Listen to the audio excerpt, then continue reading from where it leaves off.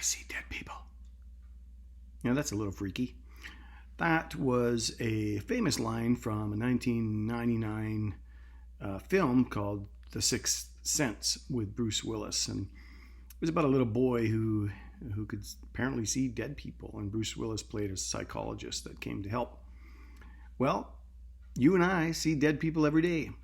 That's what Paul says, because he says that we, all of us, were once dead, but now God's made us alive. So let me read it to you. Colossians 2, verse 13. And you who were dead in your trespasses and the uncircumcision of your flesh, God made alive. God made alive together with him, having forgiven us all our trespasses by canceling the record of debt that was against us, that stood against us with its legal demands. This he set aside, nailing it to the cross. He disarmed the rulers and the authorities and put them to open shame by triumphing over them in him. So Marcy and I were in the drive-thru at Timmy's the other day, and we're just placing our order and doing our thing. We get to the front, the counter, and they said, "Oh, the person in front of you paid for yours." Wow, that was unexpected.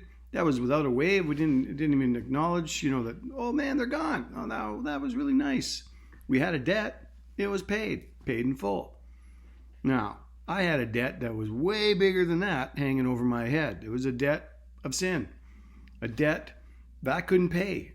Even if I really wanted to, I could never pay it. It was so big because it was a debt of my DNA. It was like sin in me just because I'm a human. I have this DNA stain of sin, but also by choice because I do and did a lot of things in my life that were unholy and unrighteous.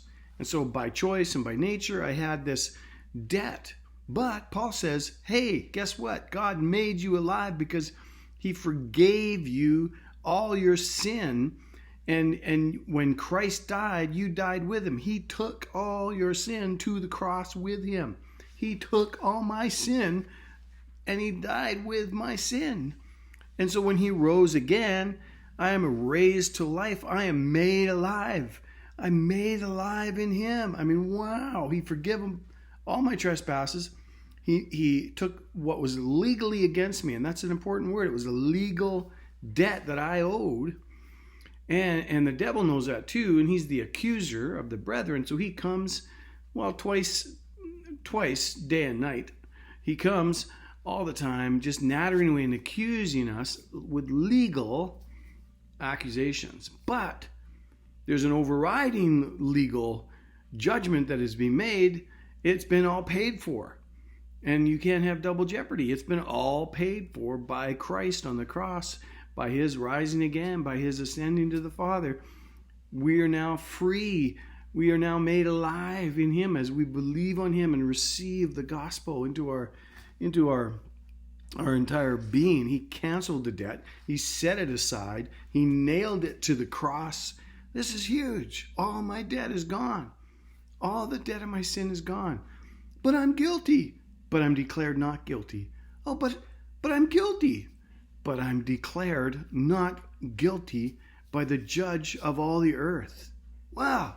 This is so good. We should pay it forward. And that's really a great principle of the Christian faith, paying it forward, playing it ahead. It's like in sports. Most sports, they happen by advancing the ball. With the team, you're advancing the soccer ball forward. You're advancing the football forward by a pass. You're advancing the basketball forward by a pass, and you're advancing with the team.